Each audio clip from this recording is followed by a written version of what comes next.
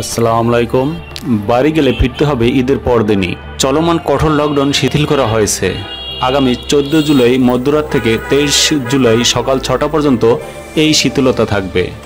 এই সময়ে খুলবে শপিং মল, দোকানপাট, চলবে গণপরিবহন, ফলে নারীর টানে বাড়ি ফেরাও যাবে। তবে ঈদের পরদিনই ফিরতে হবে, কারণ ঈদুল আজহা 21 জুলাই। এর পরদিন 22 জুলাই শুধু শিথিল থাকবে। এরপর দিন 23 জুলাই সকাল 6টা থেকেই শুরু হবে কঠোর লকডাউন, যা চলবে 5 আগস্ট মধ্যরাত পর্যন্ত।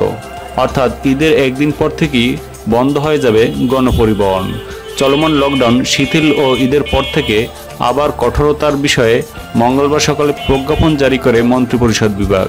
কোরবানির ঈদের মানুষের চলাচল ও পশুর হাটে কেনাবেচার বিবেচনায় এই শিথিলতা আনা হয়েছে। তাই বন্ধুরা, কে কে শহর ছেড়ে বাড়িতে যাবেন এবং গেলেও ঈদের পরের দিন আসতে পারবেন কিনা একটু কমেন্ট করে জানান। ধন্যবাদ সকলকে।